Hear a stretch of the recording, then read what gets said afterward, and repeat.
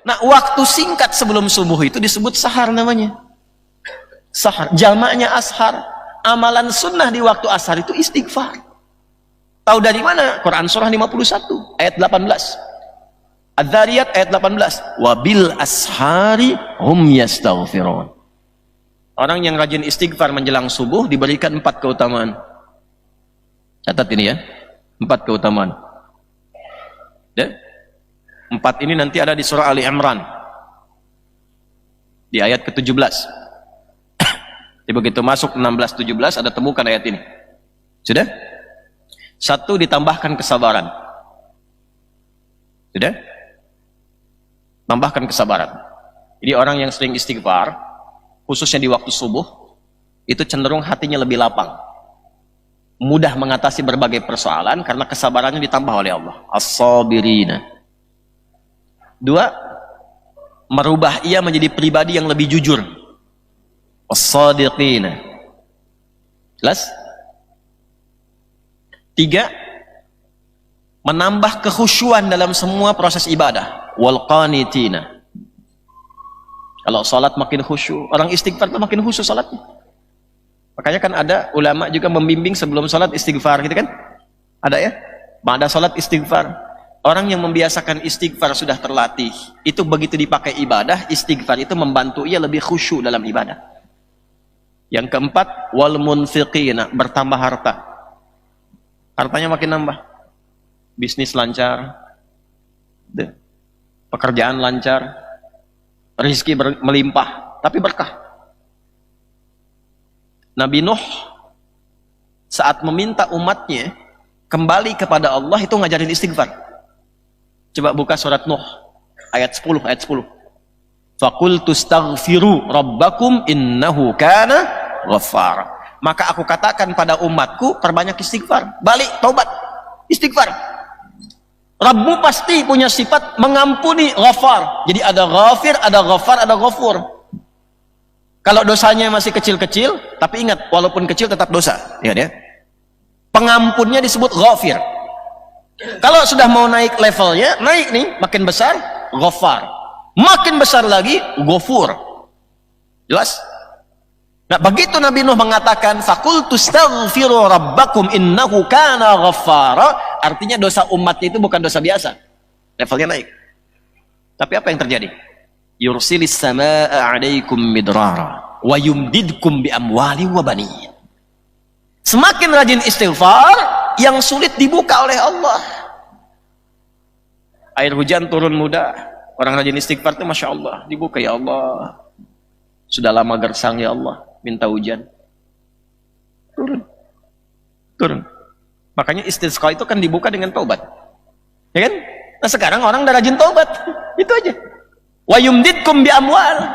Dilimpahkan harta. Wa banin, keberkahan dalam anak-anak keturunan. Istighfar. Nah kalau sudah dapat itu rumusnya wal munfiqin. Rajin infak. Jadi orientasi istighfarnya bukan cuma ngumpulin, setelah ngumpulin update status. Bertambah harta karena istighfar. Klik. Bukan itu. Nah, orang yang rajin istighfar di waktu subuh punya 4 keutamaan tadi. As-sabirina was-sadiqina wal-qanitina wal-munfiqina wal-mustaghfirina bil ashar. Lalulah dia menyaksikan keagungan Allah. Syahidallahu. Ya. Syahidallah. Dia menyaksikan keagungan Allah. Annahu la ilaha illa. Yang tahu keagungan Allah itu Allah sendiri, para malaikat, dan orang-orang yang punya ilmu dari kalangan beriman. Setelah paham itu, ngerti, maka ma'rifatullah, lahirlah pengetahuan yang dalam tentang Allah. Jadi semua dikerjakan karena Allah. Kalau sudah semua karena Allah, berubah sifatnya menjadi ihsan. Ihsan. Namanya muhsin. Maka itu istighfar itu mengantarkan kita menjadi muhsin. Kan itu amalannya bertahap. Dari ayat 15. Quran surah 51 dari 15-nya. Sampai ke 18. Innal muttaqina fi jannatin wa 'uyun akhidhina ma atahum rabbuhum innahum kanu qabla dzalika muhsinin. Ada sebagian orang takwa yang akan mendapatkan tempat tinggal di taman surga, tempat terindah di surganya. Mereka pasti akan mendapatkan janji dari Rabbnya karena mereka di dunianya menjadi orang ihsan. Apa amalannya? Kanu qalila minal laili ma yahja'un. Mereka itu kalau malam sedikit tidurnya. sedikit tidurnya. Kalau Allah sudah berfirman, jangan tambah-tambah. Allah bilang sedikit tidur, antum tambah sedikit-sedikit tidur. Mereka itu sedikit tidurnya, wabil ashari hum yastaghfirun, dan menjelang subuh rajin istighfar. Rajin istighfar.